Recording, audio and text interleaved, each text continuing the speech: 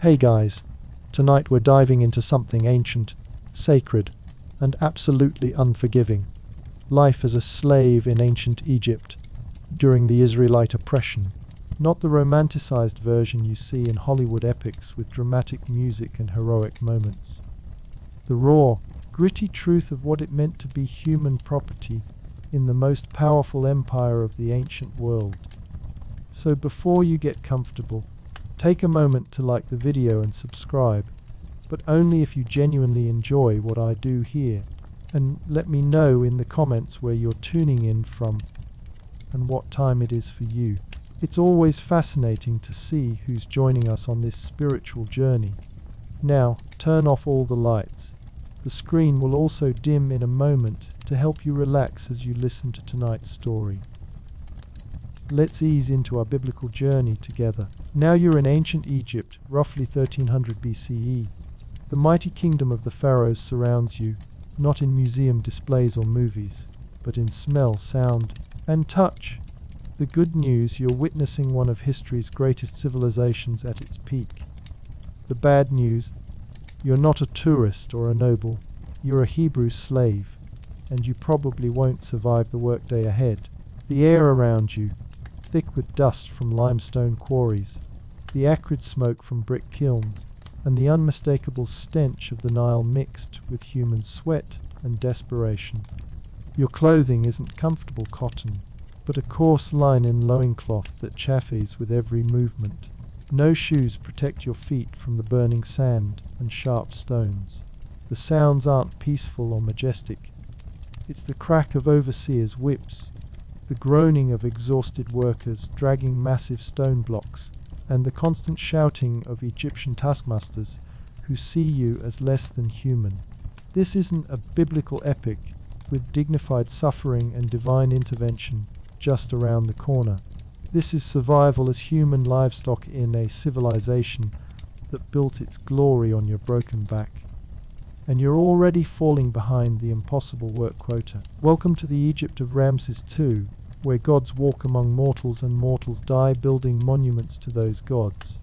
The year is approximately 1279 BCE, and you're standing in the shadow of what will become one of history's most magnificent civilizations. But magnificent for whom? Not for you. The Nile stretches before you like a brown serpent winding through an endless ocean of sand. This river isn't just water, it's the lifeblood of an empire, the source of everything that makes Egypt possible. Without the Nile, this would all be desert. With it, you're looking at the richest, most powerful kingdom on earth, and you're at the very bottom of it. The smell hits you first, always the smell. It's not the clean, filtered air you're used to.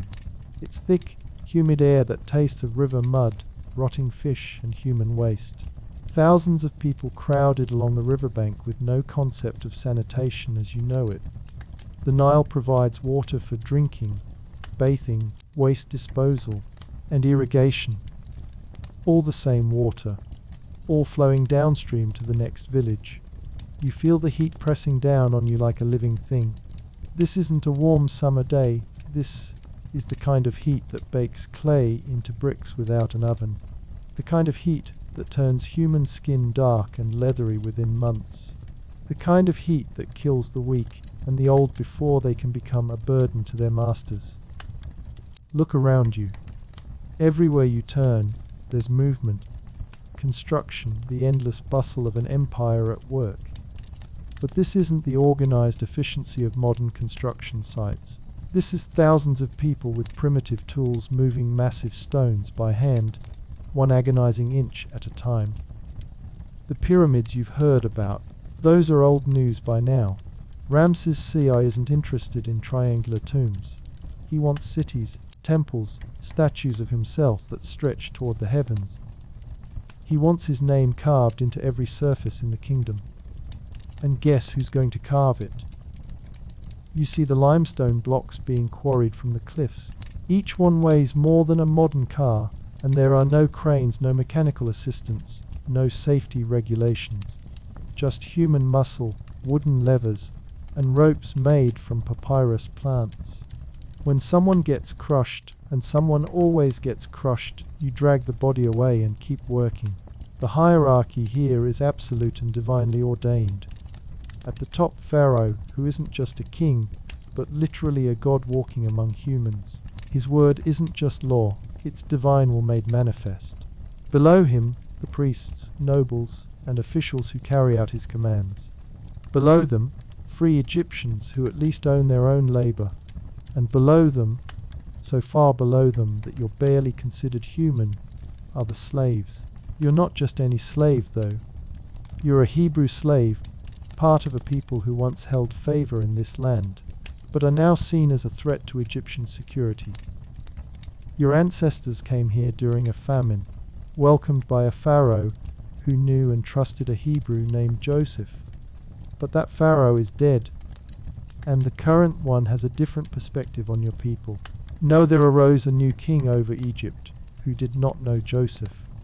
Those words from Exodus might seem simple, but they represent a complete transformation of your people's status. From protected guests to state property in the span of a generation, the Egyptians see your growing numbers, and they're afraid. Not afraid of your military might, you have none. Not afraid of your political power, you have none of that either. They're afraid of your fertility, your cohesion as a people, your foreign ways that don't quite mesh with Egyptian culture. So they've decided to solve the problem through forced labor and population control. You feel the weight of the Egyptian system pressing down on you. Everything here is designed to remind you of your place. The massive temples rising around you aren't just religious buildings. They're declarations of power. The statues of pharaohs aren't just art, they're warnings. The elaborate ceremonies and processions aren't just cultural events. They're demonstrations of what happens when divine authority is challenged.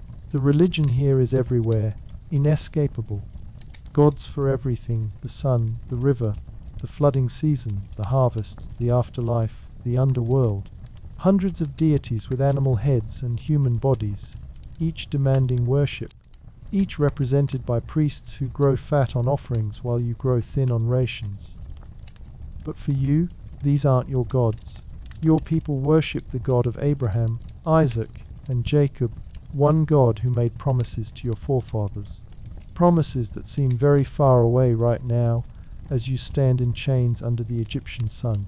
The cities being built around you have Hebrew names you'll recognize, Pithom and Ramses. Store cities designed to hold the wealth that flows into Egypt from its conquered territories. You're building the warehouses that will store grain taken from other nations, fortifications that will protect Egyptian wealth from foreign armies, temples where Egyptian priests will offer prayers for Egyptian victories over their enemies. Every stone you move, every brick you make, every structure you build strengthens the very system that enslaves you. It's a perfect trap. Your labor makes Egypt stronger, which makes your people weaker, which ensures more labor will be extracted from you. The work never stops. The Egyptians have perfected the art of human exploitation. They've learned exactly how much food keeps a slave alive and working, exactly how much rest prevents total collapse, exactly how much punishment maintains obedience without destroying valuable property. Because that's what you are, property. Not a person with rights, hopes, or dreams, but an asset to be managed efficiently. When you're no longer productive, you'll be discarded. When you resist, you'll be punished. When you try to escape, you'll be hunted down and made an example for others. The Egyptian system of slavery isn't randomly cruel, it's systematically cruel. Every aspect has been designed to break human spirits while keeping human bodies functional enough to work. The Egyptians have had centuries to perfect these methods, and they're very good at what they do. You taste the dust constantly in your mouth, your nose, coating your throat until every breath is a struggle. The limestone dust from the quarries gets into everything, turning your spit white and your cough bloody. The sand from the desert blows into the work sites, grinding between your teeth, filling your eyes, making every surface rough and abrasive. Water is life in Egypt, but clean water is a luxury you don't have access to. You drink from the same sources as the animals, grateful for whatever moisture you can find. The Nile water tastes of mud and worse things, but it's better than dying of thirst under the desert sun. The food situation is even worse. You receive daily rations calculated to keep you alive and working, nothing more. Coarse bread made from grain that's often moldy or filled with grit. Onions and garlic when they're available, not because the Egyptians care about your health, but because these foods help prevent disease that could spread to the Egyptian population. Your sleeping arrangements aren't arrangements at all. They're just wherever you collapse when the day's work finally ends. Sometimes it's in overcrowded slave quarters that smell of too many unwashed bodies and human waste. Sometimes it's right on the ground where you've been working, using a stone for a pillow and your own arms for warmth against the desert night. The family structure that once gave your life meaning has been systematically destroyed. Husbands separated from wives, children sold away from parents, extended families scattered across different work sites. The Egyptians know that isolated individuals are easier to control than cohesive family units. But somehow, impossibly, your people maintain their identity. In whispered conversations during the few moments of rest, in songs sung quietly while working, in stories passed from the oldest slaves to the youngest. The memory of promises made to Abraham, the hope that somehow, someday, the God of your fathers will remember the covenant he made with your people. This hope seems foolish as you stand in the heat and dust of an Egyptian work site, your body already aching from the day's labor before it's even begun. The taskmasters are shouting orders in Egyptian, words that have become painfully familiar, even though this isn't your language. The work quota for today is impossible, just like yesterday's quota, just like tomorrow's will be. But you're here, in this place, at this time, for reasons that won't become clear for generations. Your suffering isn't meaningless, though it certainly feels that way. Your endurance isn't unnoticed, though no Egyptian overseer will acknowledge it. Your people's faith isn't being rewarded yet, but it's being refined in the furnace of Egyptian oppression. The irony is overwhelming. You're building monuments to Egyptian gods with hands that pray to the true God. You're strengthening an empire that enslaves you with muscles that long for freedom. You're creating permanent structures that will outlast your own brief life, leaving evidence of your labor for archaeologists to find thousands of years in the future. This is your reality now, not the dramatic biblical narrative with clear heroes and villains, but the grinding daily existence of human beings caught in a system designed to extract every ounce of useful labor from their bodies before discarding them. The Egypt you're experiencing isn't the mystical land of ancient wisdom and spiritual mysteries. It's an efficient machine for converting human suffering into architectural glory. Your body tells the story of Egyptian efficiency better than any historical record. The calluses on your hands aren't just thick skin. They're maps of endless days gripping rough rope, wooden handles worn smooth by countless other hands, stone surfaces that tear flesh from bone. Your back carries the permanent curve of someone who spent years bent over heavy loads. Your shoulders the broadened mass of muscles developed from hauling stones that would challenge modern machinery. The scars tell their own stories. The thin white lines across your shoulders from the overseer's whip when you stumbled carrying a limestone block.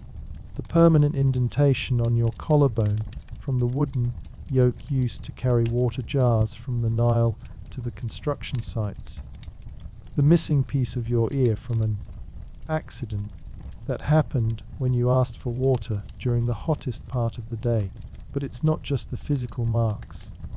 Your eyes have learned to look down, never meeting the gaze of an Egyptian overseer. Your voice has become smaller, trained to speak only when spoken to agree with whatever demands are made. Your movements have adapted to conserve energy, to work steadily without attracting attention, to blend into the mass of other slaves who've learned the same survival techniques. The language barrier adds another layer of humiliation. Commands shouted in Egyptian that you're expected to understand instantly. Punishment for misinterpreting orders you never fully comprehended. The gradual erosion of your own language as Hebrew words are replaced by Egyptian terms for tools, punishments, and survival needs. You're learning to think like property, to calculate your value in terms of daily output, to measure your worth by how many bricks you can make, how many stones you can move, how many days you can work without collapsing. The Egyptian system is designed to make you complicit in your own oppression, to internalize their valuation of your humanity. The work sites themselves are monuments to human suffering, disguised as architectural achievements. Each temple foundation laid represents hundreds of backs, broken moving foundation stones. Each wall rising toward the sky marks months of slaves hauling materials up, improvised ramps built from the same mud and stone they're carrying. Each carved hieroglyph celebrates gods who demand human sacrifice in the form of endless labor. The tools you work with are extensions of this systematic dehumanization. The copper chisels that turn your hands bloody from the vibrations of striking stone.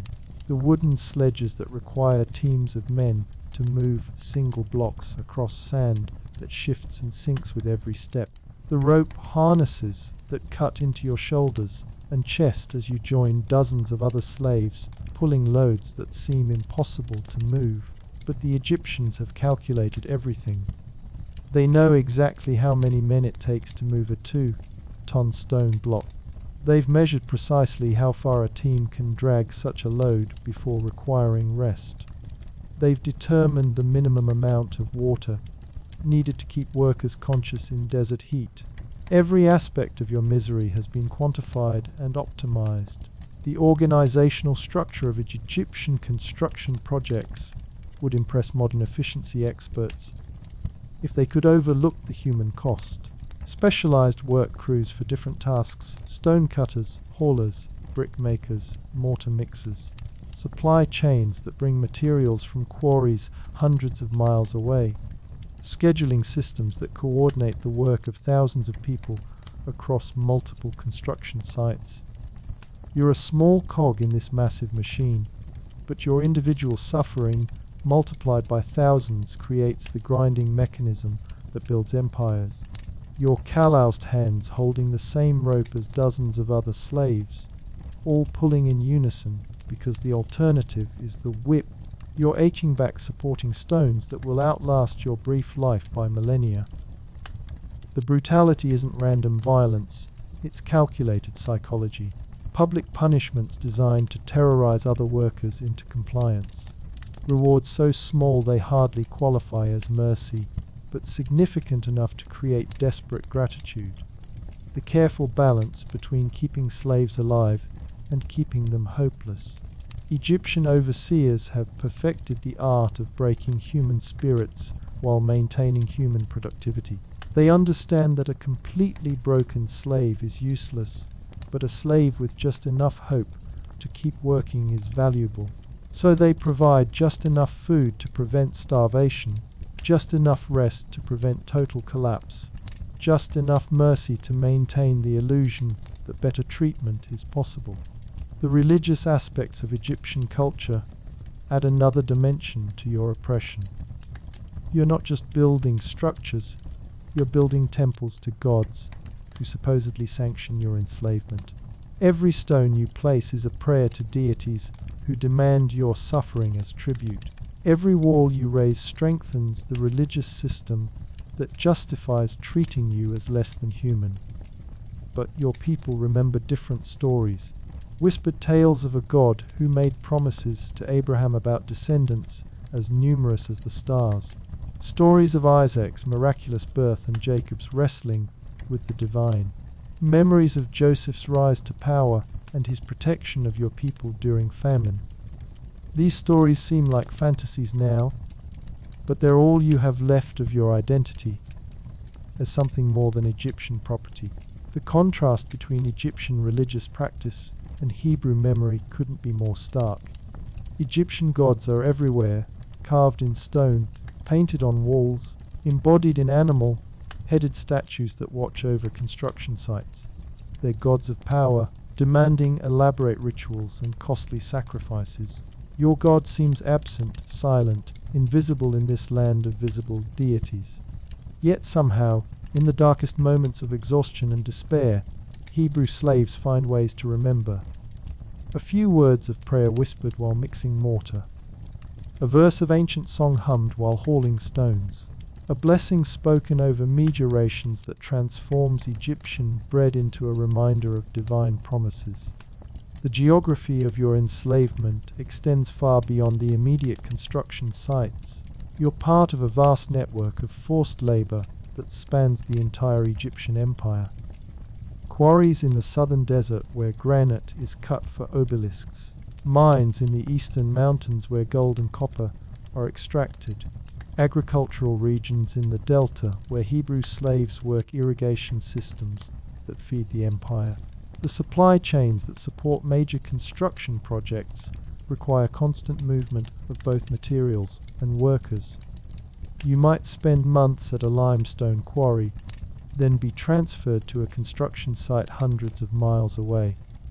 Each move means leaving behind any small comforts you've managed to accumulate, any relationships you've formed with other slaves, any familiarity with local conditions that might make survival slightly easier.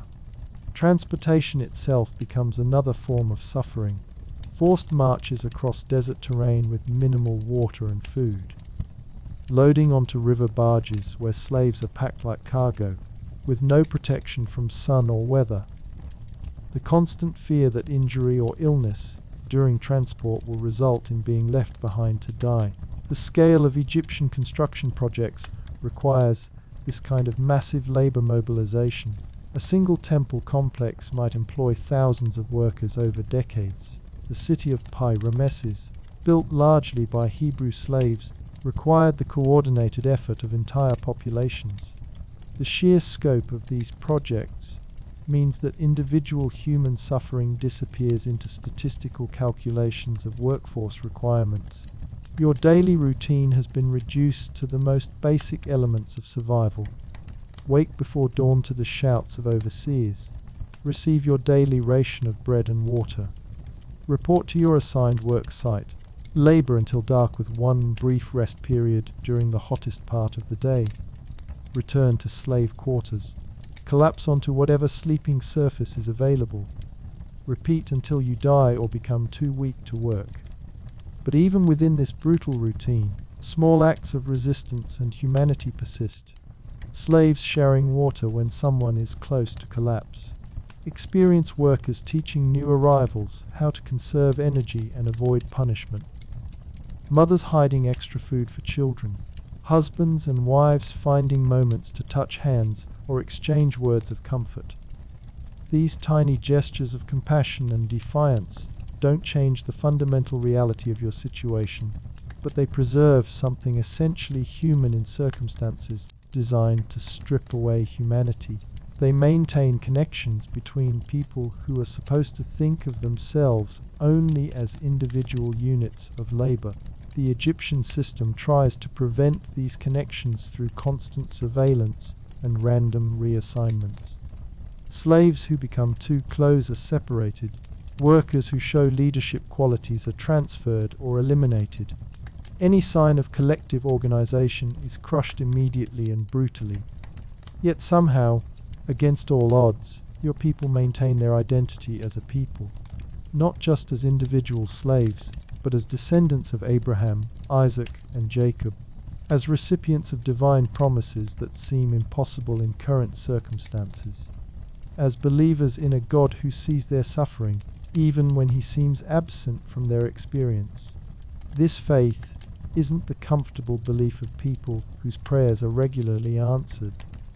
It's the desperate hope of people who have nothing left but hope. It's trust in promises made to ancestors you've never met, in a homeland you've never seen, in a future that seems impossible from your current perspective. And yet this impossible hope is what makes you dangerous to the Egyptian system. Not because you have weapons or political power, but because you refuse to accept that your current condition is permanent. Because you believe there's something beyond this life of slavery. Because you remember stories that suggest God doesn't always leave his people in bondage forever. The Egyptians sense this danger, which is why their oppression becomes increasingly systematic and brutal. It's not enough to work you to death. They need to kill the hope that makes continued resistance possible. They need to convince you that Egyptian power is eternal, that your enslavement is natural and permanent, that your God has either abandoned you or never existed at all. But as you stand in the heat and dust of this ancient construction site, surrounded by evidence of Egyptian power and magnificence, carrying the weight of stones that will outlast your life, you're also carrying something the Egyptians can't see and can't destroy, the memory of promises made by a God who specializes in impossible deliverances. The dawn call comes before the sun shows itself over the eastern desert. Not a gentle awakening, but the harsh shouts of Egyptian overseers and the crack of whips against wooden posts. Your body responds before your mind fully awakens, muscles tensing, eyes opening, the automatic movement of someone whose survival depends on instant obedience. You taste the morning air, thick with dust that never settles, tinged with smoke from the cooking fires of Egyptian supervisors who eat while you work. Your mouth is dry, your tongue sticking to your teeth. The single cup of Nile water you'll receive must last until the brief midday rest, and it tastes of mud and things you don't want to identify. The work assignment today is the same as yesterday, and will be the same tomorrow, brick making in the sun, baked yards outside the construction sites.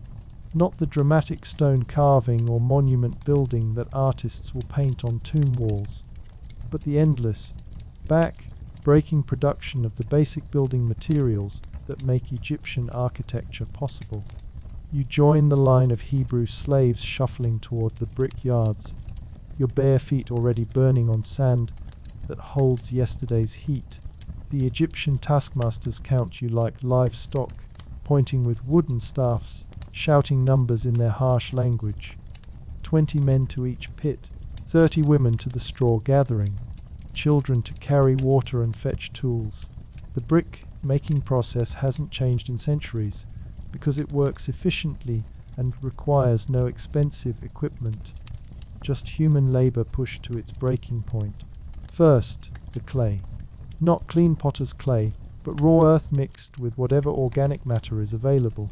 You dig it from pits that flood during the Nile's annual inundation, clay that's heavy when wet, back-breaking when dry. Your tools are primitive beyond belief. A wooden hoe worn smooth by countless hands, its handle polished by the sweat and blood of slaves who worked before you. A palm leaf basket that cuts into your shoulders when loaded with clay. A pottery jar for carrying water that weighs as much empty as it does your daily food ration. The clay mixing happens in pits dug into the earth, depressions where dozens of slaves work together, trampling the raw material with their feet. You wade into clay that comes up to your knees, feeling it squish between your toes, cold at first but warming quickly under the Egyptian sun. The smell is earthy and organic, mixed with the sharp scent of straw and the ever-present odor of human sweat. But here's where the real cruelty begins. The straw that binds the clay together and prevents cracking isn't provided in sufficient quantities. The Egyptian overseers have calculated exactly how little binding material they can use while still producing usable bricks. Too little straw, and the bricks crumble. too much, and they're wasting resources that could be used elsewhere. You learn to search for any organic material that might work: dried grass blown in from the desert, chaff from grain processing in Egyptian households. Sometimes, when desperation peaks, hair pulled from your own head or scraps of fabric torn from your already minimal clothing. Anything to meet the daily quota of bricks that seems to increase every week. The mixing itself is exhausting beyond description, trampling clay for hours until your legs shake with fatigue, adding water in precise amounts that you learn through painful trial and error. Too much water, and the clay won't hold its shape. Too little, and it's too stiff to work. The Egyptians have no patience for learning curves. You get it right or face punishment. Your feet become instruments of production, developing thick calluses that crack and bleed, but allow you to continue working. The clay gets under your toenails between your toes, staining your skin a permanent brown that no amount of Nile water will remove. This isn't temporary discoloration, it's the mark of slavery, visible proof of your status that you'll carry until death. The actual brick formation requires precision that seems impossible given your exhaustion and the primitive tools. You scoop mixed clay into wooden molds, rectangular frames that produce the standard building blocks of Egyptian construction. Each mold must be filled completely, leveled precisely, then turned out onto the drying grounds without breaking.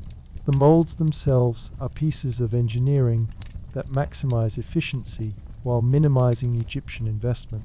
Simple wooden frames that can be reused thousands of times, designed to produce bricks of exact dimensions that will fit together in construction. But they're heavy, awkward to handle, and develop sharp edges and splinters that tear your hands bloody. You work in teams because individual production isn't fast enough to meet the quotas. One slave mixing clay, one filling molds, one carrying finished bricks to the drying area, one preparing the next batch of material. Coordination becomes crucial. Fall behind in any part of the process, and the entire team faces punishment. The rhythm becomes hypnotic and torturous simultaneously. Scoop, fill, level, turn, carry. Scoop, fill, level, turn, carry. Hour after hour under the climbing sun, your movements becoming automatic, while your mind tries to escape to memories of easier times, to dreams of freedom, to prayers that seem to bounce off the Egyptian sky without reaching heaven. The sun climbs higher, and the work becomes a battle against consciousness itself. The heat radiating from the sand burns through your feet. The sun beating down on your back feels like a physical weight pressing you toward the earth. The reflected heat from the drying bricks creates waves of distortion that make the world shimmer like water. Water becomes an obsession. The single cup you received at dawn disappears quickly, leaving your mouth dry and your throat scratchy with dust. You learn to conserve saliva, to breathe through your nose when possible, to work with your mouth closed to prevent losing precious moisture. But the clay dust gets into everything, coating your throat, making every breath a struggle. The Egyptian overseers understand this desperation and use it as another tool of control. They drink water freely in front of the slaves, pouring it over their heads to cool themselves, even using it to wash their hands while you die of thirst inches away. Water becomes a reward for exceeding quotas, a punishment withheld for any perceived resistance. The midday rest period arrives like salvation, but it's calculated to provide just enough relief to prevent total collapse without allowing actual recovery. You have time to receive another cup of water and a piece of bread so coarse it scrapes your throat going down. The bread is made from grain mixed with sand, either accidentally or deliberately, you're never sure which. During this brief respite, you see the full scope of the brick-making operation. Thousands of Hebrew slaves spread across acres of drying grounds, each person bent over their assigned task. The scale is overwhelming. More bricks than you could count in a lifetime, all destined for construction projects that will glorify Egyptian power and extend Egyptian control. The drying process itself becomes another source of torment. Fresh bricks must be turned regularly to ensure even drying, requiring slaves to work in the areas where the heat is most intense. The ground between the drying racks burns so hot it can blister feet, even through thick caluses. The air shimmers with heat that makes breathing difficult and thinking nearly impossible. But the Egyptians have solved the efficiency problem of brick production through pure human suffering. No fuel costs for firing kilns. The sun provides all the heat needed. No transportation costs for materials. Slaves carry everything by hand. No equipment maintenance. Wooden molds and basic tools last for years with minimal replacement. You watch the finished bricks being loaded onto wooden sledges, pulled by teams of slaves toward the construction sites. Bricks you made yesterday, last week, last month, all contributing to structures that will stand for millennia as monuments to Egyptian greatness. Your individual contribution is microscopic, but multiplied by thousands of slaves over months and years, it builds empires. The afternoon work period brings new challenges as exhaustion accumulates and the heat reaches its peak. Your hands shake as you try to maintain the precision required for brick making. Your vision blurs from dehydration and sun exposure. Your legs wobble as you carry loads that seemed manageable in the morning. This is when accidents happen. Slaves collapsing from heat exhaustion. Molds dropped and broken, requiring punishment and replacement work. Bricks cracking from improper mixing, meaning the entire batch must be remade. The Egyptian overseers show no mercy for human limitations. The quota must be met regardless of individual suffering. You learn to recognize the signs of impending collapse in yourself and others. The grey pallor that overtakes dark skin, exposed to too much sun. The trembling hands that can no longer grip tools properly. The vacant stare of someone whose mind has retreated from unbearable physical reality. Sometimes you can help a fellow slave before they fall. Sometimes you can't. The clay itself becomes an enemy as the day progresses. What started as merely difficult to work becomes sticky, grabby, clinging to your hands and tools with malicious persistence. The heat makes it dry too quickly in some places, not quickly enough in others. Quality control becomes impossible when you're fighting just to stay conscious. Tool maintenance adds another layer of difficulty to an already impossible task. The wooden hose crack and splinter from constant use in clay and sand. The palm leaf baskets tear and require constant repair with materials you don't have. The pottery water jars break regularly, and replacement comes out of your food rations. The Egyptian supervisors carry whips not primarily for punishment, but as productivity tools. The crack of leather against wood serves as a timing mechanism, a reminder of quotas, a motivation to work faster despite impossible conditions. The threat of physical punishment hangs over every moment, making efficient work essential for survival. But beyond the immediate physical demands, brick making represents the complete reduction of human beings to their most basic productive capacity. You're not creating art, practicing a craft, or building something meaningful.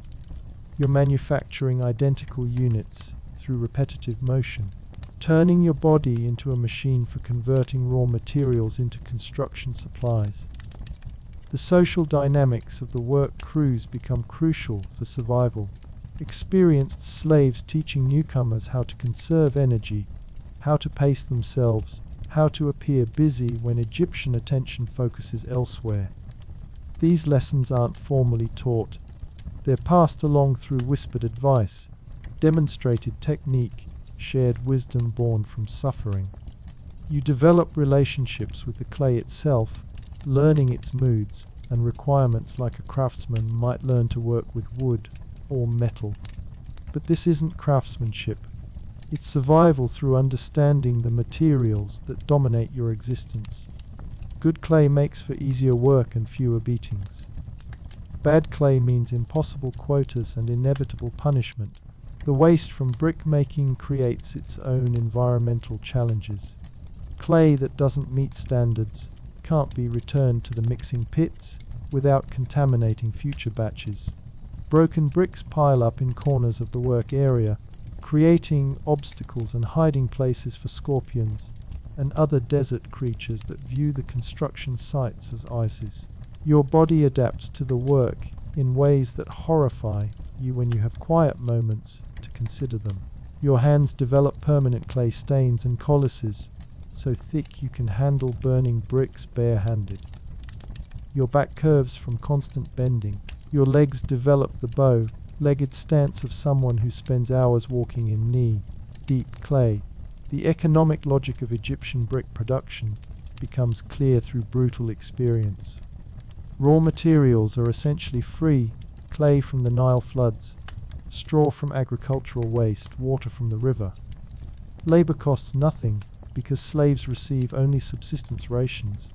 The only investment is in wooden molds and basic tools that last for years. But the human cost is staggering. Bodies broken before their time, minds numbed by repetitive labor under impossible conditions. Families destroyed by the demands of constant production. Entire generations reduced to their capacity for manufacturing building materials that will outlast their great-grandchildren. Now the stonework begins, and if you thought brick-making was brutal, the quarries will teach you new definitions of human suffering. The limestone cliffs south of the construction sites stretch toward the sky like white walls, their faces scarred by centuries of Egyptian extraction. You're about to become part of that scouring process. The tools for stonework make brick-making equipment look sophisticated. Copper chisels that dull after a few hours of use. Wooden mallets that split and crack from constant impact against stone. Iron wedges hammered into rock faces to split massive blocks. When the wedges are available, which they often aren't. The Egyptian system of quarry work operates on the same principle as brick making: maximum extraction with minimum investment in equipment or worker safety. They've learned that replacing dead slaves costs less than providing adequate tools or safety measures. Your life has been calculated into their production costs and found to be essentially worthless. You join work gangs assigned to different aspects of stone extraction. The most skilled slaves, those who've survived long enough to learn technique, work with the chisels and wedges, cutting blocks from the cliff face. Less experienced workers haul cut stones to loading areas. The newest arrivals, the weakest, the most expendable, work as human scaffolding and supports. The cutting process requires precision that seems impossible given the crude tools and brutal conditions. Egyptian architects demand stones cut to exact specifications, specific lengths, widths, heights measured by standards you don't understand but must meet perfectly. A block cut too small is useless. Too large, and it's waste that comes out of someone's food ration. You learn to read stone like others read scrolls. The grain that indicates where a block will split cleanly. The color variations that warn of weak spots or hidden flaws. The sound that different types of rock make when struck with a chisel. The clear ring of good limestone. The dull thud of material that will crumble under pressure. But reading stone doesn't make working it any easier. The copper chisels become burning hot under the desert sun, too hot to hold with bare hands, but requiring the precise control that only comes from direct contact. You learn to work with burned palms and blistered fingers, because stopping to let tools cool means falling behind quotas. The dust from stone cutting fills your lungs with particles that feel like ground glass. Limestone dust that turns your spit white and leaves you coughing blood after days of work. Sandstone dust that scratches your throat raw and makes breathing a conscious effort. The dust gets into your eyes, under your eyelids, creating a constant sensation of having sand in places where it shouldn't be. The physical demands of quarry work push human bodies beyond their design limits, lifting stones that weigh hundreds of pounds with only rope and wooden levers for assistance, carrying blocks across uneven ground where a single stumble means being crushed under loads that would challenge modern machinery, working on cliff faces where falls mean certain death. The rope used for hauling stones is made from twisted papyrus fibers, strong enough when new, but weakening rapidly under the stress of constant use. You learn to inspect every length of rope before trusting your life to it, looking for frayed spots, weak joints, areas where previous stress has created hidden damage. Rope failure often means death, but rope replacement comes slowly and irregularly. Egyptian supervisors understand the mathematics of stone extraction with cruel precision. They know exactly how many men it takes to move a block of given size. They've calculated the time required to cut stones of different dimensions. They've measured the breaking point of rope, wood, and human muscle. Every aspect of the operation has been optimized for efficiency rather than human survival. The loading process becomes another exercise in coordinated human suffering. Cut stones must be moved from the cliff face to wooden sledges that will transport them to construction sites. This requires teams of slaves working in perfect synchronization, because a single person losing their grip or stumbling means everyone gets crushed. You develop an intimate relationship with gravity and friction that would impress physics professors if they could observe it without the horrifying human context. Understanding exactly how much force is required to overcome the inertia of massive stone blocks. Learning to use sand and water to reduce friction when moving loads across rough ground. Discovering the precise angles needed to tip blocks onto transport sledges without losing control. The transport sledges themselves represent Egyptian engineering at its most practical and brutal. Simple wooden platforms mounted on runners, designed to carry maximum loads with minimum construction cost, but they require human power to move.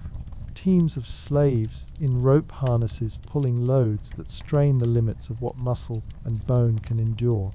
The routes from quarries to construction sites become highways of human misery. Paths worn smooth by countless sledges pulled by teams of exhausted slaves.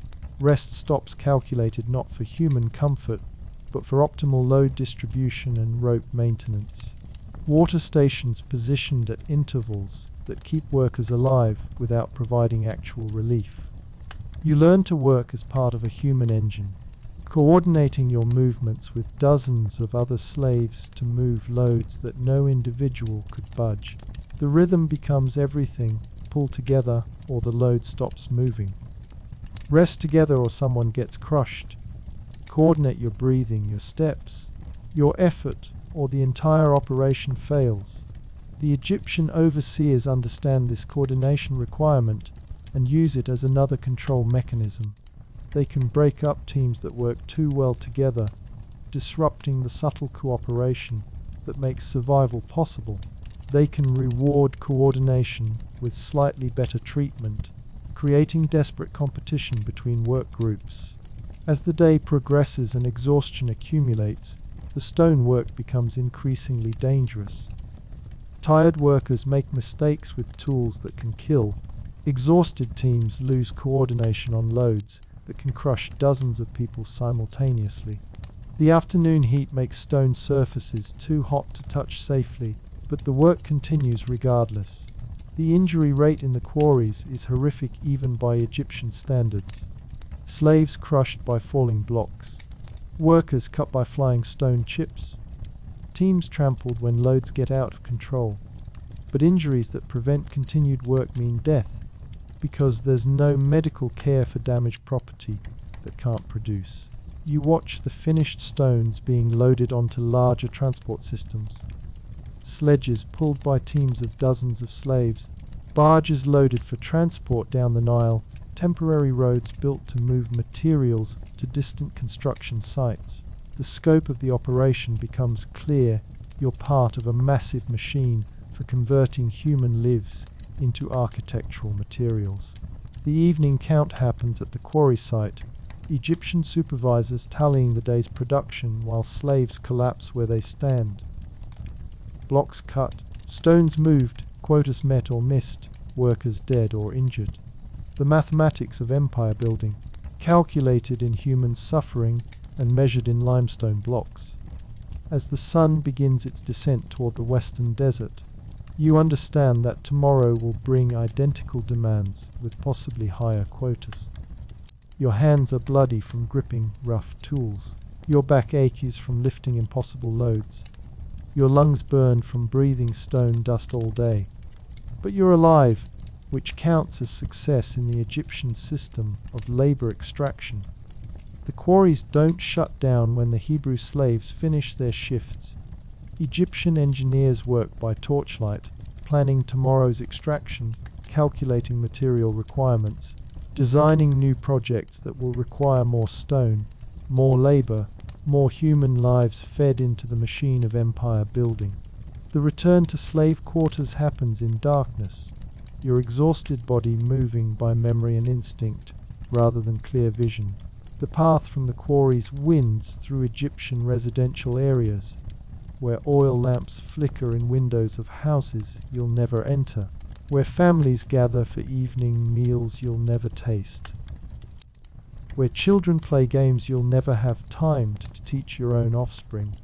Your quarters aren't really quarters at all, they're storage areas repurposed for human habitation when the Egyptian authorities realized that completely dead slaves produce nothing.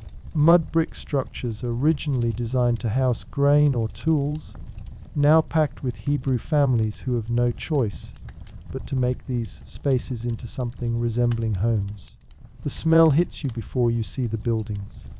Unwashed human bodies, cooking fires fueled by dried dung, waste from too many people living in too small a space without adequate sanitation. It's the smell of poverty and oppression concentrated into an assault on your senses that somehow becomes familiar, even comforting, because it means the workday has ended. You enter through doorways barely wide enough for a single person, into rooms where entire families sleep on floors covered with whatever scraps of fabric or straw they've managed to accumulate. No windows except for small openings near the ceiling that provide minimal ventilation and serve more to let smoke out than to let air in. No furniture except for what can be improvised from broken bricks and discarded wood. The evening meal represents one of the few times when Hebrew slaves can gather as families, though calling it a meal requires generous interpretation. Your daily food ration has been calculated to provide just enough nutrition to keep you functional for labor, with no consideration for comfort, taste, or cultural preferences. Tonight's portion is the same as every night, a piece of bread that could charitably be called coarse, made from grain mixed with sand that grinds between your teeth and scrapes your throat. The bread is baked in community ovens shared by dozens of families, so it arrives either burned on the outside and raw in the middle, or so overdone it breaks teeth when you try to chew it. With the bread comes a small portion of onions and garlic, not because the Egyptians care about providing variety in your diet, but because these vegetables help prevent diseases that could spread to the Egyptian population. The onions are often rotted, the garlic sprouted and bitter, but they represent the only flavoring you'll taste until tomorrow night. Water comes from community wells that serve both the slave quarters and nearby Egyptian households. The same wells, but slaves are allowed access only after Egyptian needs are met, meaning you often wait in line for hours after a full day of labor just to fill pottery jars with water that tastes of mud and worse things you prefer not to identify. The water itself tells the story of Egyptian prioritization. Clean water flows first to Egyptian homes, markets, and administrative buildings. Slightly less clean water goes to Egyptian workshops and lesser facilities. By the time it reaches the slave quarters, it's been used and reused, filtered through sand and desperation, rather than any system designed for human health. You learn to make this inadequate water supply stretch through careful rationing and reuse. Water for drinking gets priority, obviously.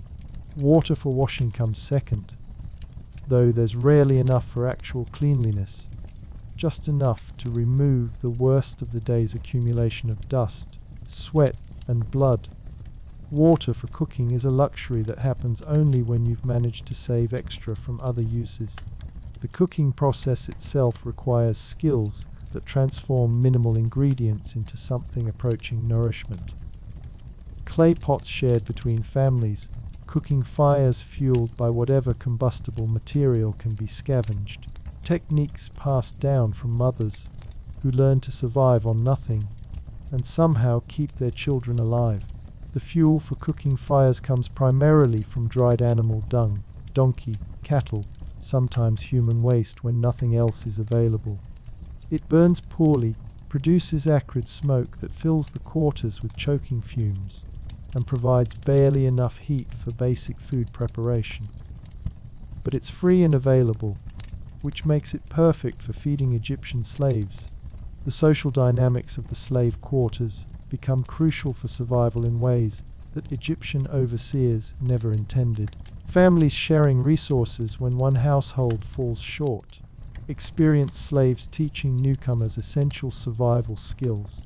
Children learning songs and stories that preserve Hebrew identity, despite Egyptian efforts to erase it. But these same quarters also become spaces where the stress and trauma of slavery create conflicts between people who should be allies. Arguments over scarce resources. Disputes about sleeping space and cooking arrangements. The kind of friction that emerges when people are pushed beyond the limits of human endurance and forced to compete for basic necessities. The sleeping arrangements challenge every concept of privacy and personal space. Extended families crammed into single rooms, where multiple generations share floor space, barely adequate for one person. Married couples trying to maintain intimacy while surrounded by children, grandparents, and neighbors who have no choice but to witness every aspect of their lives. Children in the slave quarters grow up understanding their place in the Egyptian system before they can properly walk. They learn to be quiet when Egyptian overseers pass through. They learn to hide when selections are made for different types of work. They learn that their value is measured in terms of future labor capacity rather than their inherent worth as human beings. The women face additional burdens that compound the general misery of slavery. Reproductive capacity becomes another form of property that Egyptians feel entitled to control. Pregnancy doesn't excuse women from labor quotas. It just changes the type of work assigned. Nursing mothers must find ways to feed their children while maintaining productivity levels that would challenge well-fed, rested workers. Childbirth in the slave quarters happens without medical assistance, with only the help of other women who've learned obstetrics through desperate necessity rather than training. The mortality rate for both mothers and babies is horrific, but even successful births mean bringing new slaves into a system designed to consume human lives. The educational system in the slave quarters operates entirely outside Egyptian authority and intention.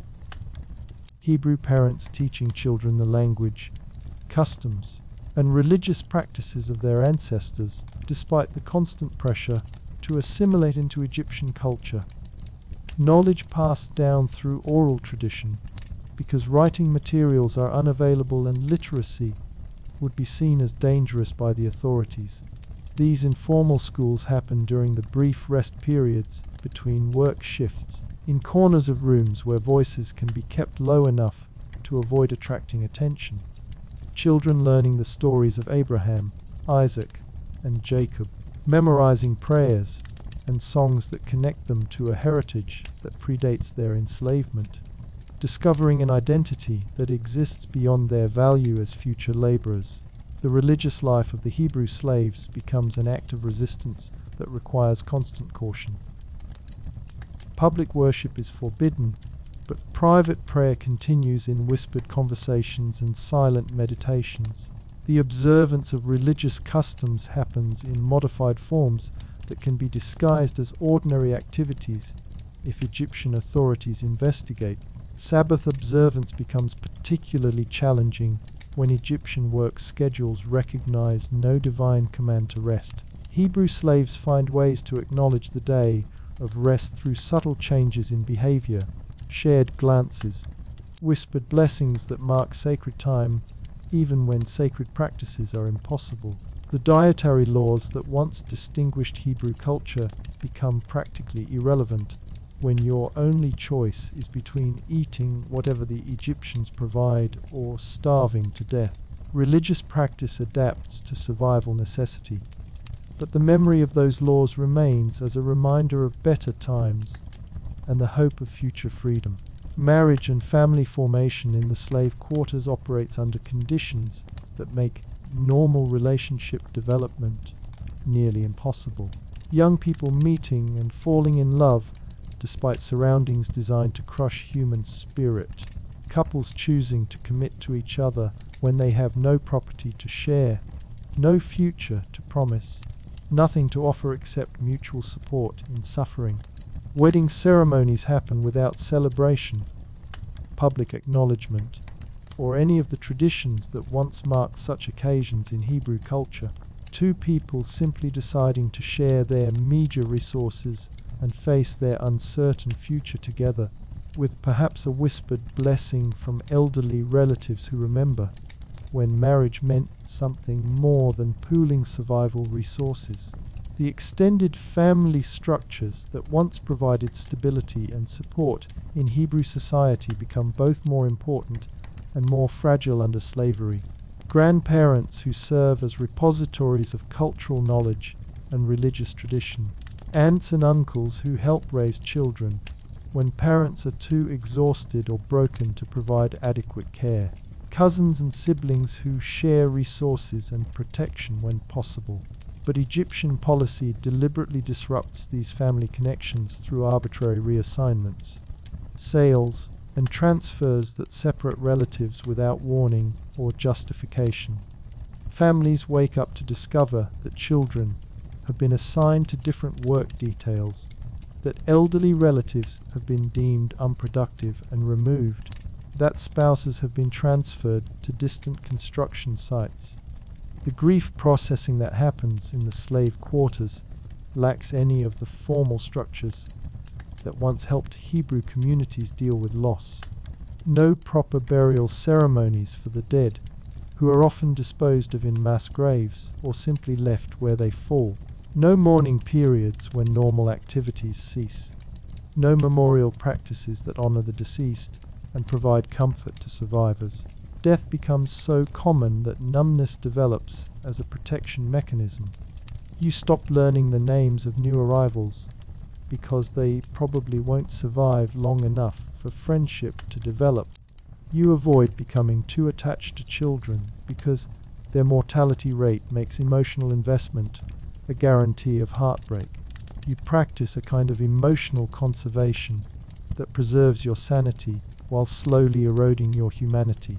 The medical knowledge that exists in the slave quarters comes from desperate experimentation and hard, learned experience rather than any formal training. Women who've discovered which plants might help with fever, which preparations might ease pain, which techniques might prevent infections in wounds that can't be properly cleaned or dressed. These informal healers work with materials scavenged from construction sites and surrounding areas. Clay for poultices, plant roots that might have medicinal properties, techniques learned from other slaves who came from different regions with different folk medicine traditions. The success rate is low, but any treatment is better than the complete absence of medical care that Egyptian authorities provide. The entertainment that develops in the slave quarters represents humanity's irrepressible need for beauty and joy even in the most oppressive circumstances. Songs created from work rhythms and traditional melodies, stories that blend Hebrew heritage with current experience, games that children invent using pebbles and scraps of wood. These cultural expressions happen quietly, secretly, in ways that won't attract Egyptian attention or be interpreted as signs of dangerous organization. A lullaby that preserves ancient words while soothing a crying baby. A story that teaches moral lessons while appearing to be simple entertainment. A game that builds community while looking like harmless children's play. The economic system within the slave quarters operates on principles completely different from both Hebrew tradition and Egyptian practice, sharing resources based on need rather than accumulating wealth, cooperation for survival rather than competition for advantage, mutual aid that recognizes everyone's vulnerability and interdependence. This informal economy includes trading skills and knowledge as much as material goods. An experienced worker teaching efficiency techniques in exchange for help with family responsibilities. A woman skilled in food preparation sharing knowledge in return for assistance with childcare. An elderly person offering cultural wisdom in exchange for physical protection. The privacy that once existed in Hebrew society becomes a luxury that slave quarters simply can't provide. Personal conversations happen in whispers during work when Egyptian overseers aren't paying attention. Intimate relationships develop and flourish in spaces where dozens of other people are always present. Individual needs are subordinated to group survival in ways that would have been unthinkable in free society. The sanitation challenges in the slave quarters create health problems that compound the difficulties of survival under Egyptian oppression. Too many people sharing too few facilities designed for much smaller populations.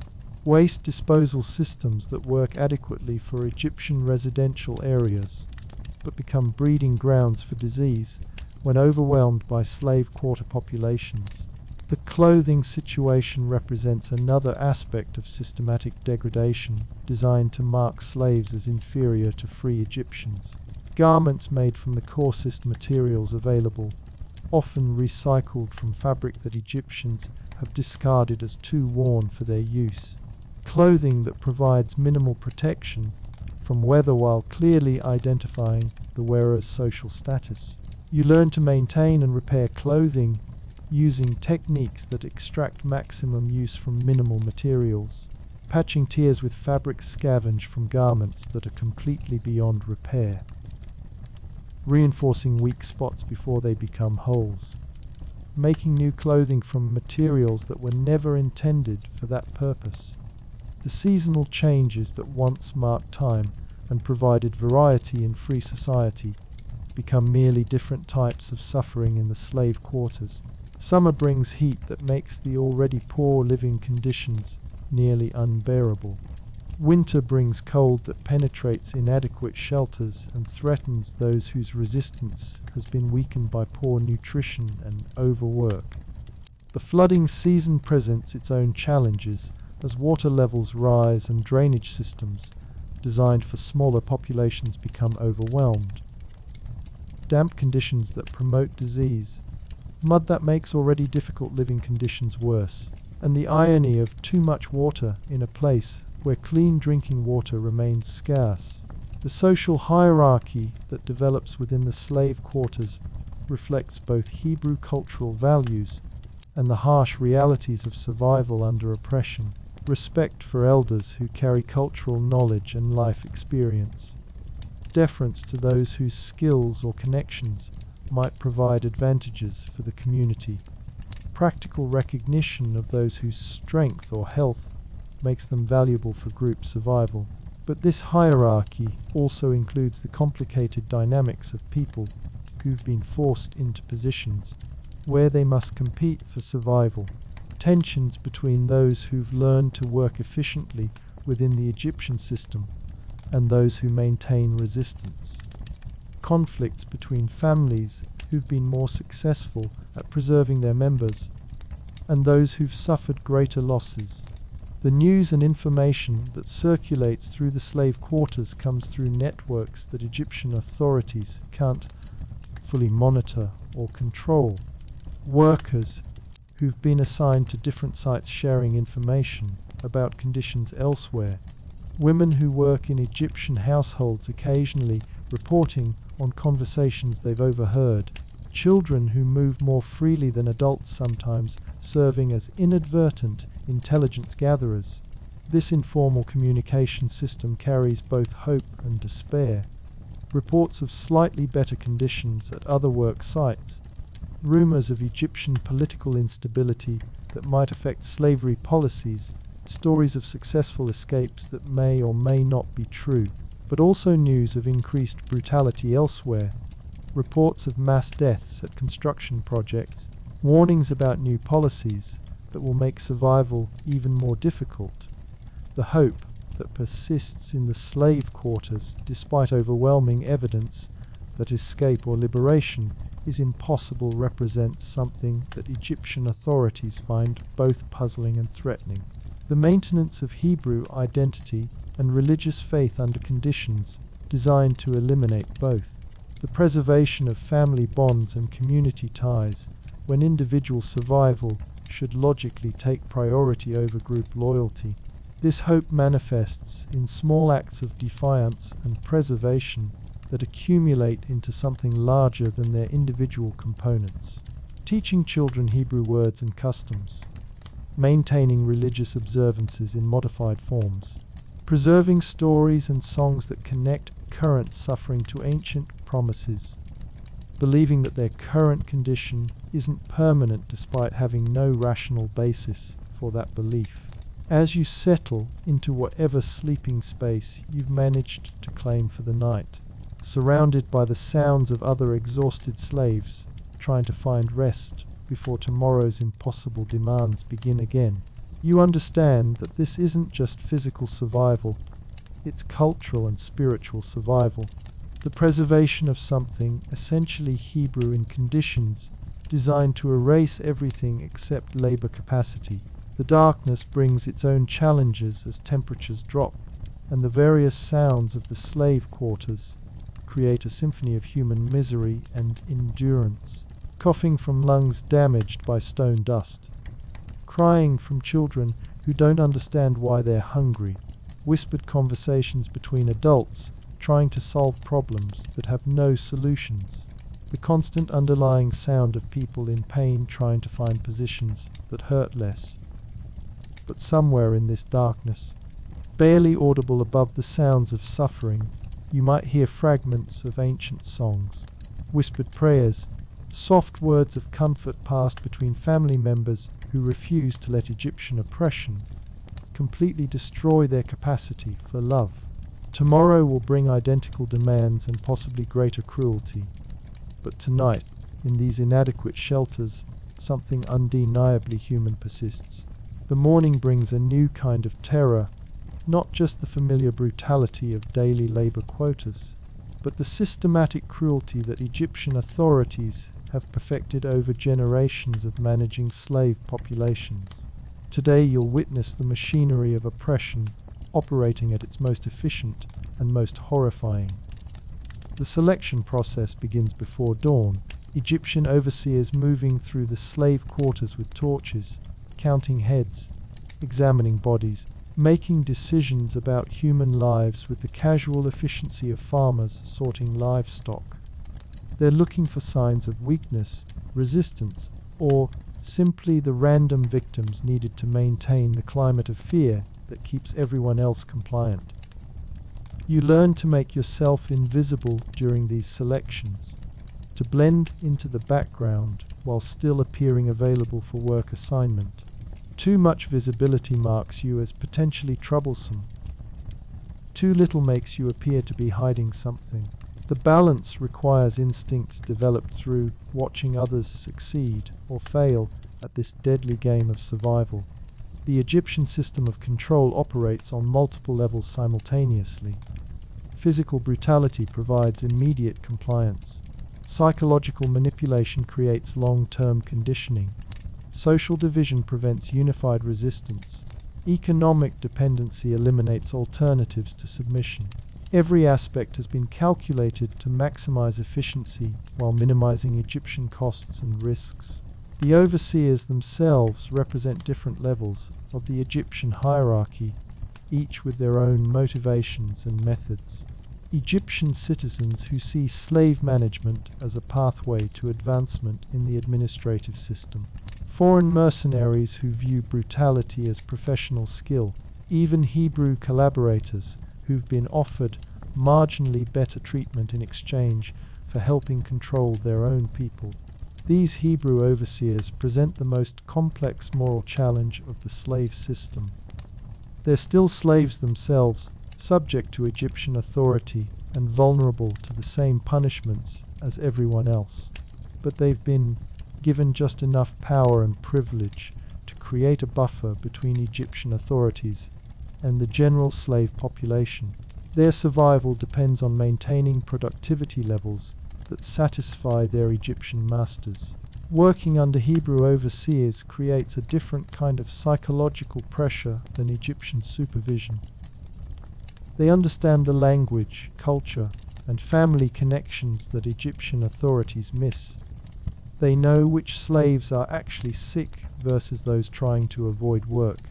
They can identify the leaders, the troublemakers, the people whose influence might threaten Egyptian control, but they also understand the desperation and suffering in ways that Egyptian overseers never could.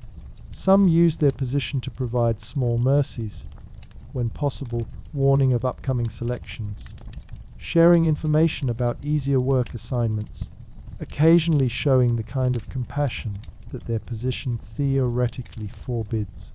The punishment system operates with a precision that maximizes terror while preserving labor capacity.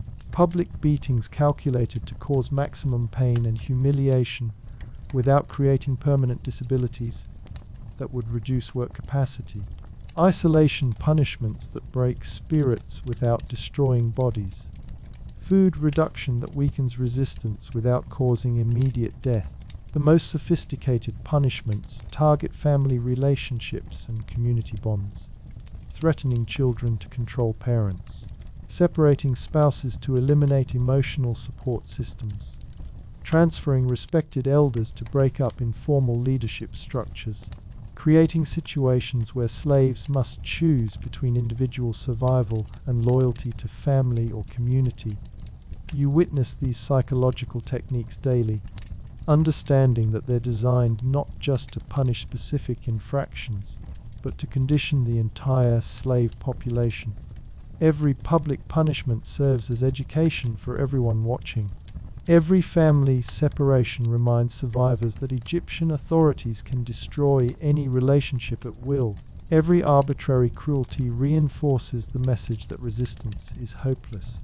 The work assignments themselves become tools of oppression beyond their obvious function as labor extraction. Slaves with specialized skills are deliberately assigned to general labor to break their sense of professional identity. Families are split between different work sites to prevent mutual support. Individuals who show leadership qualities are transferred to isolation positions where their influence can't spread. The Egyptian authorities understand that hope is dangerous to their system, so they've developed methods for systematically destroying optimism while maintaining just enough possibility to prevent complete despair.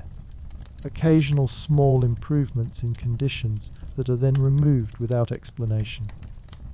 Promises of better treatment that are never fulfilled.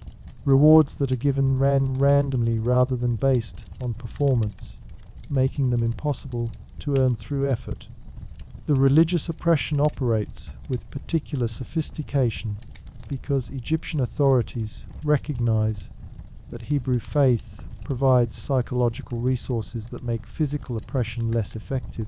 Direct prohibition of religious practice would create martyrs and strengthen resistance. Instead, they make religious observance practically impossible, while maintaining the fiction that it's technically permitted. Sabbath observance becomes nearly impossible when work quotas must be met 6 days a week, and the 7th day is needed for equipment maintenance, material preparation, and other tasks that support continued production.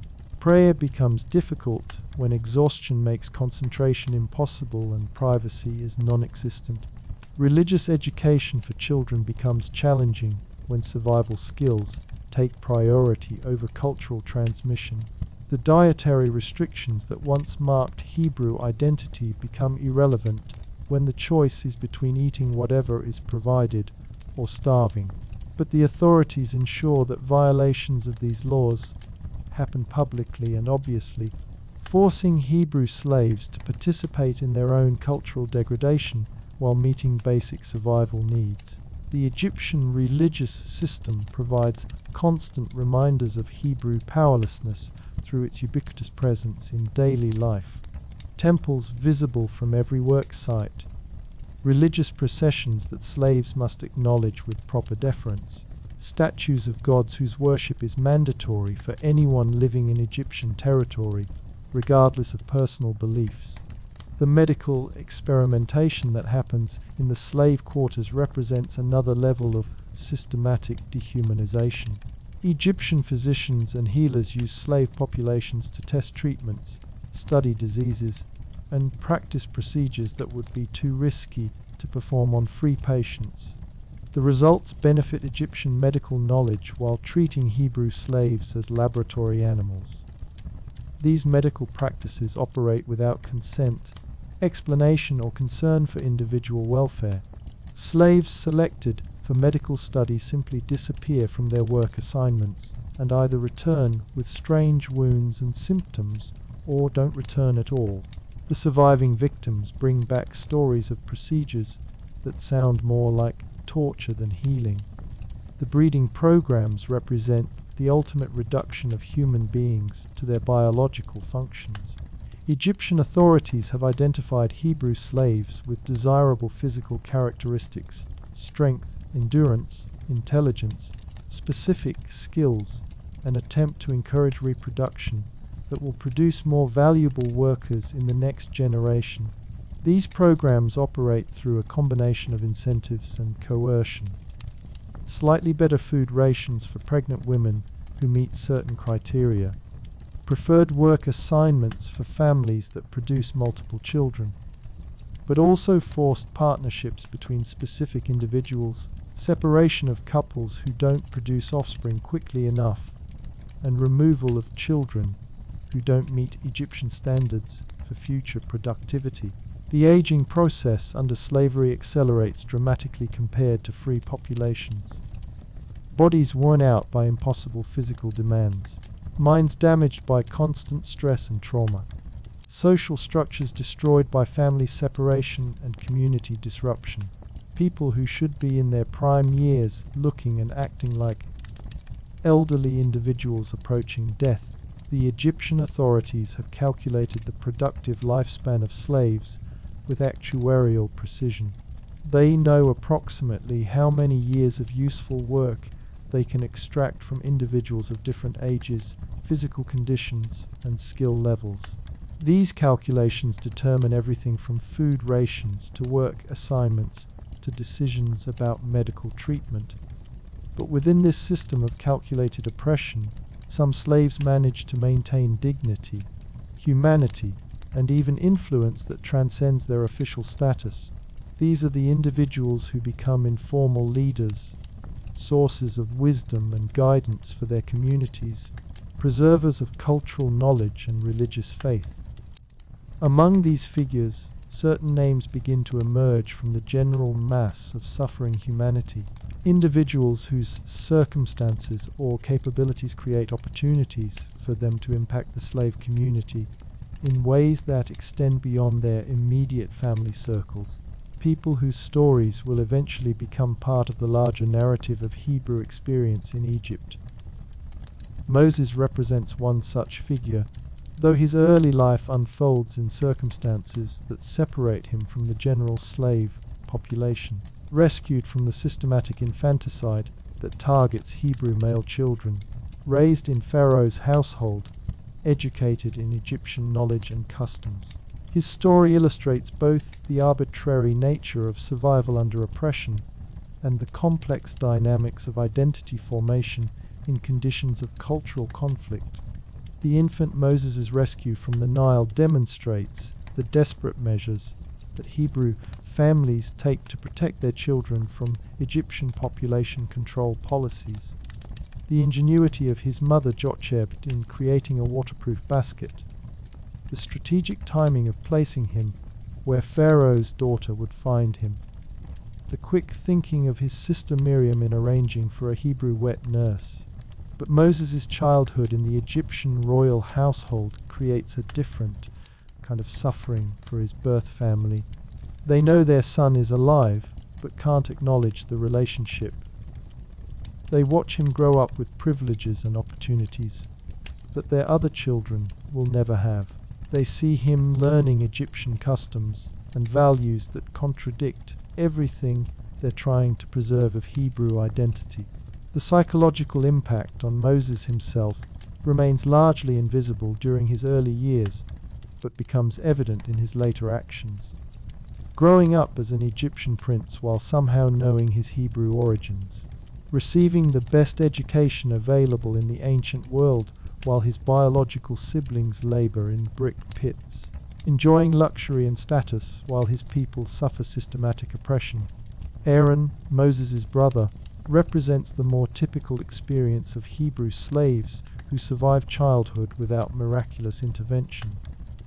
Growing up in the slave quarters, learning survival skills, developing the kind of practical wisdom that keeps people alive under impossible conditions.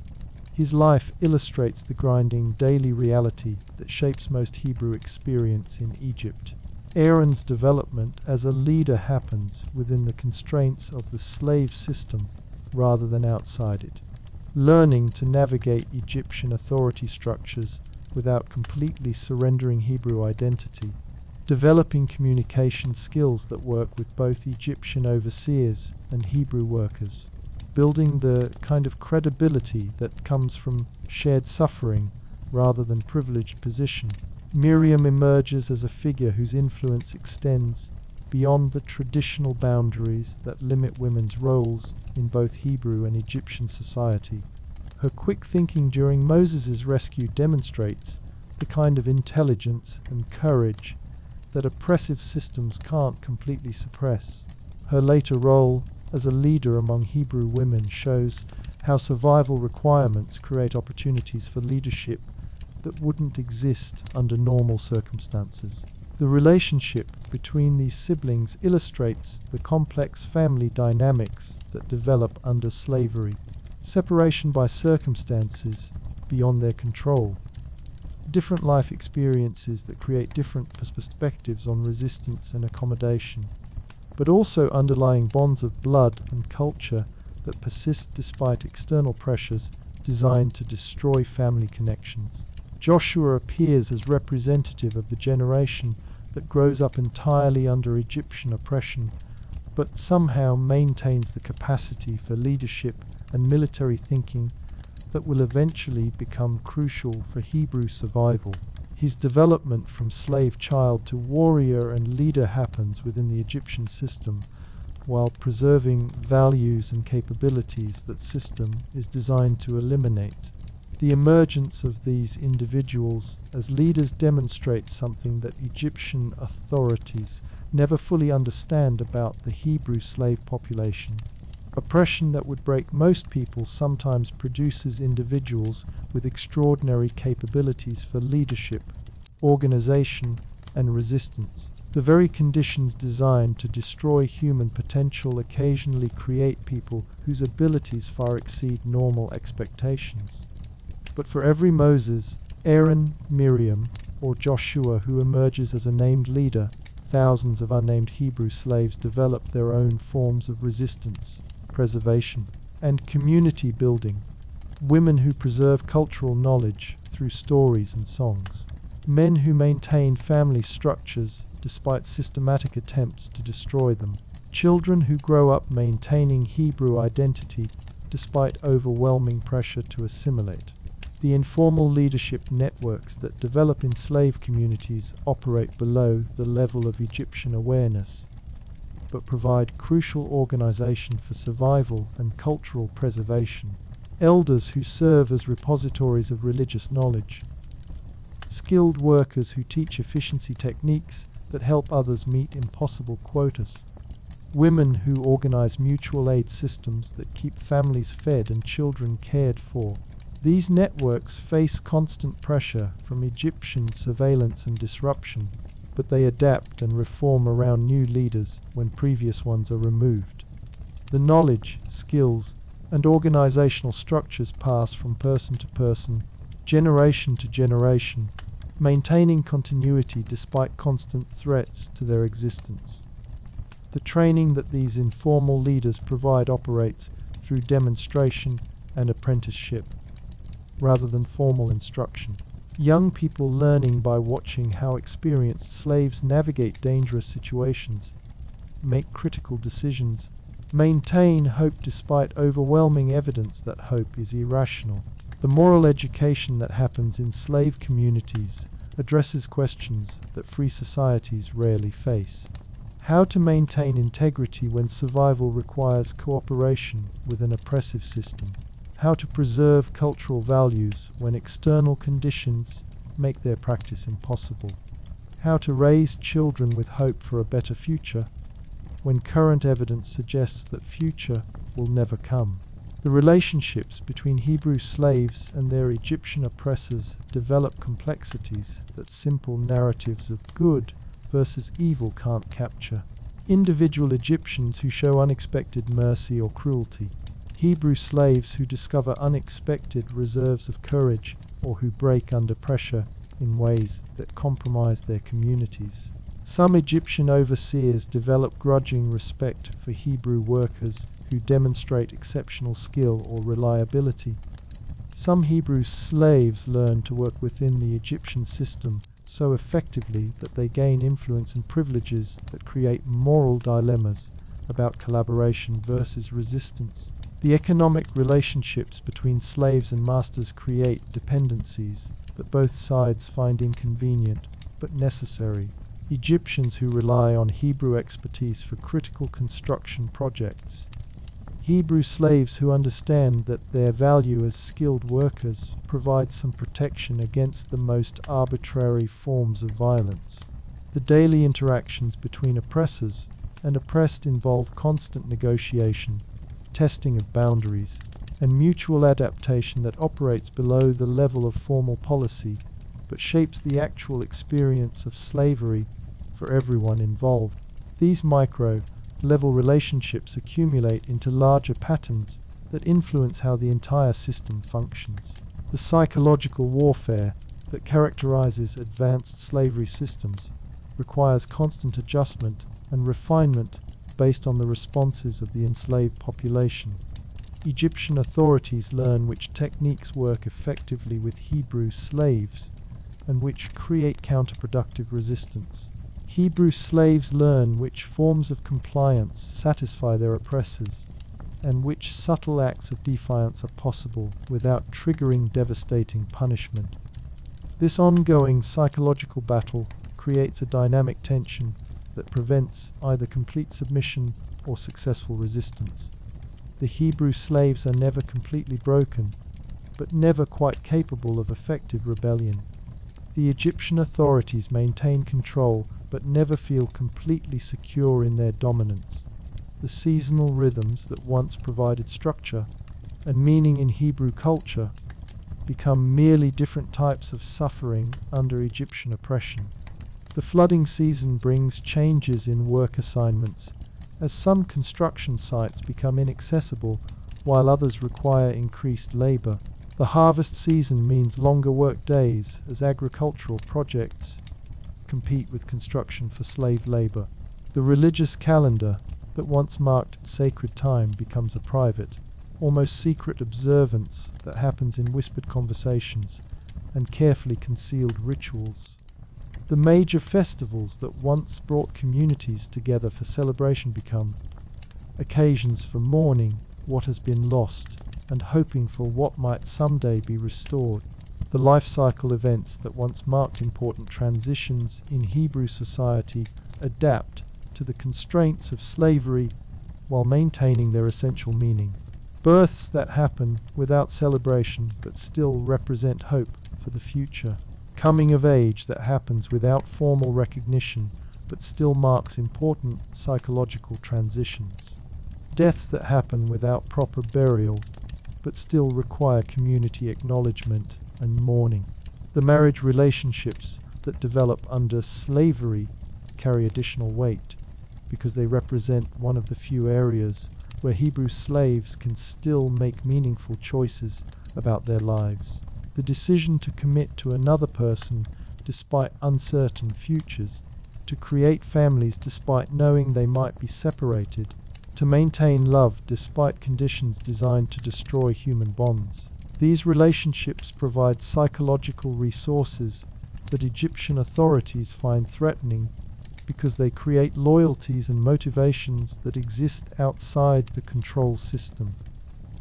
People who have something to protect beyond their own survival become more dangerous to oppressive systems because they're willing to take risks for others that they wouldn't take for themselves alone.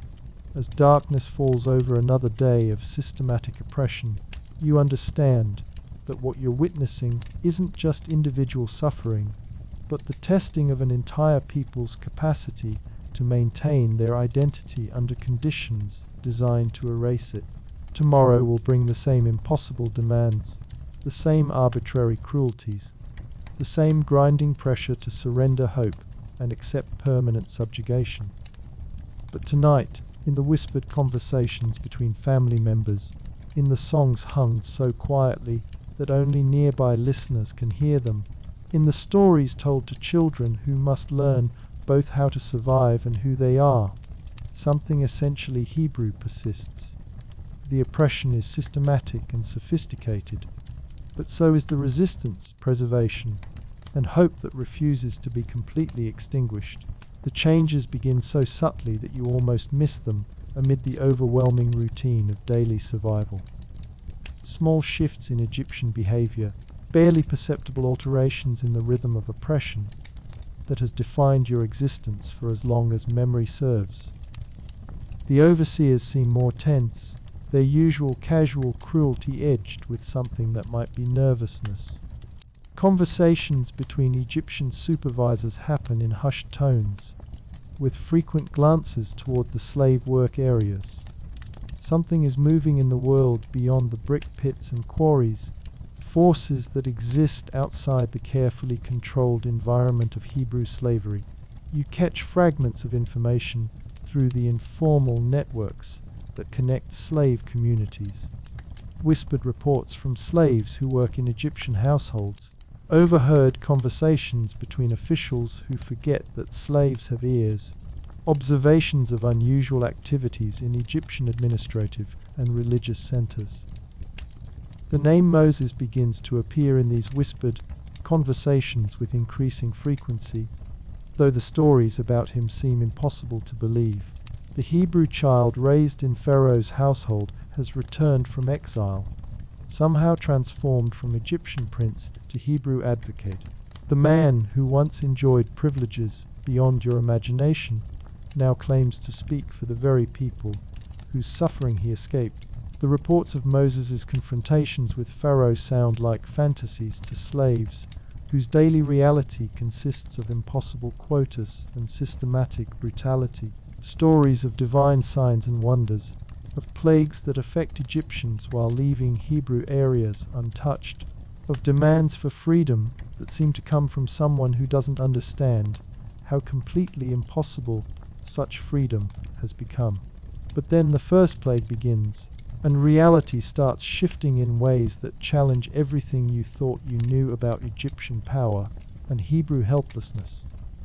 The Nile, source of all life in Egypt, foundation of the empire's wealth and your daily misery, begins to change color and smell. The water that you've been forced to drink despite its contamination becomes something far worse than merely dirty. You watch Egyptian authorities struggling to understand and control something that exists entirely outside their experience. Water that turns to blood, or something so much like blood that the distinction becomes meaningless. Fish dying in massive numbers, creating a stench that adds new dimensions to the already overwhelming assault on your senses. Egyptians searching desperately for clean water, while Hebrew areas somehow maintain access to drinking supplies. The Egyptian magicians attempt to replicate this phenomenon, as if demonstrating their ability to make things worse somehow proves their power over the situation. But their magic feels hollow compared to the systematic transformation of Egypt's fundamental life source. This isn't a trick performed for entertainment in Pharaoh's court. This is the foundation of Egyptian civilization being challenged by forces they can't identify or control. The second plague brings frogs in numbers that transform the landscape into something from a nightmare, not just the occasional amphibians that normally live along the Nile, but millions upon millions of frogs emerging from the water to cover every surface in Egypt. They fill Egyptian houses, climb into ovens and cooking vessels, make normal life impossible for the very people who've made your life impossible for generations. You work in fields where every step produces the squelching sound of crushed frogs. The Egyptian overseers struggle to maintain normal production schedules when their barracks are overrun with amphibians that seem to specifically target areas of Egyptian habitation while leaving Hebrew quarters relatively untouched. The psychological impact on your oppressors becomes visible as they realize their control over the natural world isn't as absolute as they believed. The third plague transforms dust into gnats or lice, creating clouds of biting insects that make outdoor work nearly unbearable even for people accustomed to working under impossible conditions. But again, the plague seems to distinguish between Egyptian and Hebrew areas, affecting your oppressors more severely than the oppressed population. The Egyptian magicians fail to replicate this plague, and their admission of failure carries implications that ripple through the entire administrative system. If the royal magicians can't match or explain these phenomena, then Egypt's entire religious and intellectual framework is being challenged by forces that exist outside their understanding. The fourth plague brings flies in swarms that darken the sky and make normal activities impossible. The distinction between Egyptian and Hebrew areas becomes so pronounced that even Egyptian authorities can't ignore the pattern. Goshen, where most Hebrew slaves live, remains largely unaffected while Egyptian cities suffer under insect invasions that bring commerce and administration to a standstill. You begin to understand that these plagues aren't random natural disasters, but targeted interventions that seem designed to demonstrate the powerlessness of Egyptian authorities while providing protection for Hebrew populations. The God of Abraham, Isaac, and Jacob, who seemed absent during the worst years of oppression, is apparently taking direct action against the Egyptian system. The psychological impact on both Hebrew and Egyptian populations becomes more pronounced with each plague. Egyptian confidence in their gods, their magicians, their entire worldview begins to crack under the pressure of phenomena they can't explain or control. Hebrew hope, carefully suppressed through generations of systematic oppression, begins to stir despite the rational knowledge that hoping has always led to disappointment. The fifth plague targets Egyptian livestock with a disease that kills cattle, horses, donkeys, and other animals essential to Egyptian agriculture and transportation. The economic implications cascade through the entire system as construction projects lose the animal power needed to move heavy materials. Agricultural production suffers from lack of working animals, and the Egyptian military loses cavalry mounts. The distinction between Egyptian and Hebrew populations becomes even more pronounced as Hebrew livestock remains healthy while Egyptian animals die in massive numbers. This isn't just supernatural intervention, it's targeted economic warfare against the foundations of Egyptian prosperity. The sixth plague brings boils and skin diseases that affect Egyptian population while again leaving Hebrew areas largely untouched. The physical suffering this causes among your oppressors provides a bitter satisfaction. But more importantly, it demonstrates that Egyptian flesh is as vulnerable as Hebrew flesh, that the people who've treated you as subhuman are themselves subject to forces beyond their control. The Egyptian medical system, which has never concerned itself with Hebrew suffering, proves completely inadequate to address widespread skin diseases among the Egyptian population.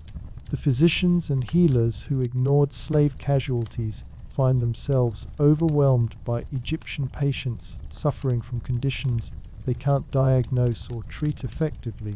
The seventh plague, hail mixed with fire, destroys Egyptian crops and buildings while Hebrew areas experience normal weather. The economic impact of this plague compounds the effects of previous disasters, creating shortages and disruptions that force Egyptian authorities to reconsider policies they've maintained for generations.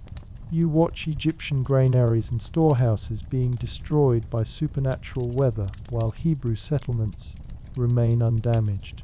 The reversal of fortune feels impossible after so many years of Hebrew suffering and Egyptian prosperity. But the evidence becomes undeniable as Egyptian wealth literally melts under divine fire. The eighth plague brings locusts in numbers that consume whatever vegetation survived the hail. The insects strip Egypt bare of crops, leaving a landscape that looks like a moonscape where once there were fields and gardens. The famine implications become obvious even to people whose understanding of economics has been limited to survival calculations.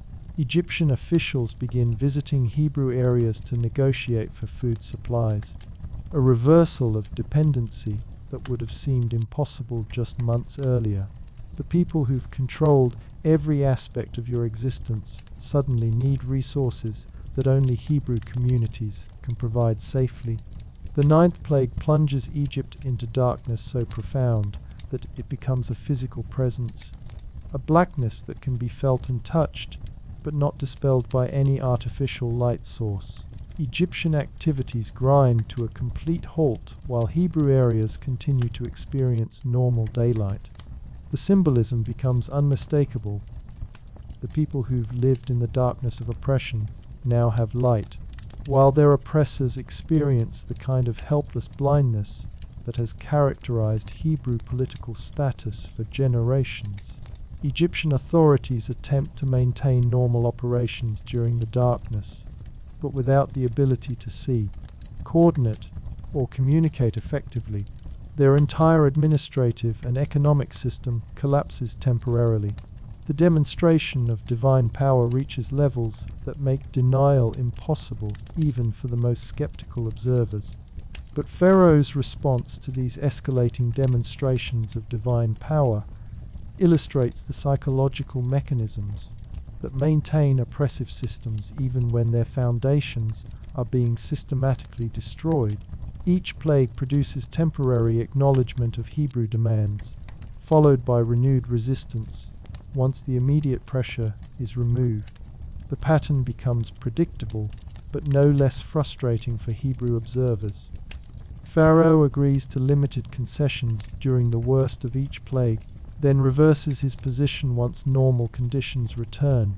The cycle of promise and betrayal reflects the difficulty that established power structures have in accepting fundamental changes to their control systems.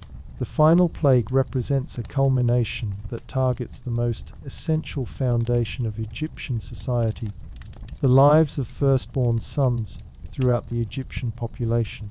The announcement of this plague through Moses creates terror among Egyptian families, while providing specific instructions for Hebrew protection through the Passover ritual. The Passover preparation happens in an atmosphere of anticipation and fear that's unlike anything in your previous experience. The selection of lambs, the application of blood to doorposts, the preparation of unleavened bread, the girding for immediate departure, all these activities happen with the understanding that this night will determine whether Hebrew slavery continues or ends. The ritual itself carries profound symbolic meaning that extends beyond its immediate protective function. The lamb's blood on the doorposts marks Hebrew houses for divine protection, while identifying them as distinct from Egyptian households. The unleavened bread represents the urgency of departure, the refusal to wait for normal bread, making processes that would delay the moment of liberation. The meal eaten while dressed for travel, with sandals on feet and staff in hand, embodies the faith required to believe that liberation is not only possible but imminent. After generations of systematic oppression designed to destroy hope, Hebrew families gather to eat a meal that assumes their immediate departure from Egypt. The night itself brings sounds that will haunt Egyptian memory for generations. The wailing that rises from Egyptian households as parents discover their firstborn children dead. The panic that spreads through Egyptian communities as the scope of the disaster becomes clear. The complete breakdown of normal social order as grief and terror overwhelm established routines. But in Hebrew areas, families gather in their protected houses, listening to the sounds of Egyptian mourning, while experiencing the mixture of relief, anticipation, and fear that accompanies the end of their known world. Liberation means freedom from oppression, but it also means leaving the only life you've ever known for a future that exists only in ancient promises and current faith. The Egyptian response to this final plague creates conditions that make continued Hebrew slavery impossible. The death of Pharaoh's own firstborn son, along with firstborn throughout Egyptian society, breaks the political and psychological foundations that supported the oppressive system. Grief and terror override economic calculations about the value of slave labor. The expulsion that follows happens with a speed that seems impossible after centuries of systematic exploitation. Egyptian authorities, who once calculated the precise minimum resources needed to keep Hebrew slaves alive, suddenly provide gold, silver, and clothing to speed their departure. The oppressors become desperate to remove the people whose presence seems to attract divine retribution. The gathering for departure creates scenes that would have been unimaginable during the worst years of oppression. Hebrew families loading carts with possessions and Egyptian valuables, organizing into traveling groups, preparing for a journey to a destination that exists more in memory and promise than in practical planning. The logistics of moving hundreds of thousands of people out of Egypt create immediate challenges that dwarf the difficulties of slavery itself. Organizing travel routes, coordinating food and water supplies, managing livestock and possessions, maintaining group cohesion during the confusion of mass departure. But the psychological transformation from slave to free person happens even more rapidly than the physical departure from Egypt. The realization that Egyptian authority no longer extends over Hebrew lives, that the quotas and punishments and systematic cruelties have actually ended, that the future now includes possibilities beyond mere survival. The mixed multitude that joins the Hebrew departure includes Egyptians and other foreigners who've decided that association with Hebrew liberation offers better prospects than remaining in plague-devastated Egypt. The group leaving Egypt represents not just Hebrew slaves, but anyone willing to bet their future on the God who demonstrated power over Egyptian oppression. The departure itself happens in broad daylight, a public procession that makes Hebrew liberation visible to every remaining Egyptian observer. The people who once moved only at Egyptian command now march openly through Egyptian territory, protected by the same divine power that brought the plagues. The route toward the Red Sea takes the departing Hebrews through landscapes where they labored as slaves, past construction sites where their blood and sweat created monuments to Egyptian glory.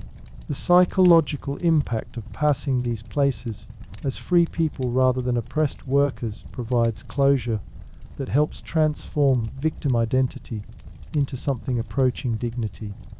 But even as the physical departure progresses, the psychological transition from slavery to freedom requires ongoing adjustment to circumstances that have no precedent in living memory. Learning to make decisions without Egyptian oversight, organizing communities without oppressive external control, planning for futures that extend beyond daily survival. The pursuit that develops when Pharaoh changes his mind about Hebrew departure creates the final test of divine protection versus Egyptian power. The Egyptian army, representing the military might that enforced the slave system, catches up with Hebrew refugees at the Red Sea, creating a situation where escape seems impossible and return to slavery appears inevitable. The Red Sea crossing represents not just physical rescue, but the definitive demonstration that Egyptian power has limits that divine power can overcome.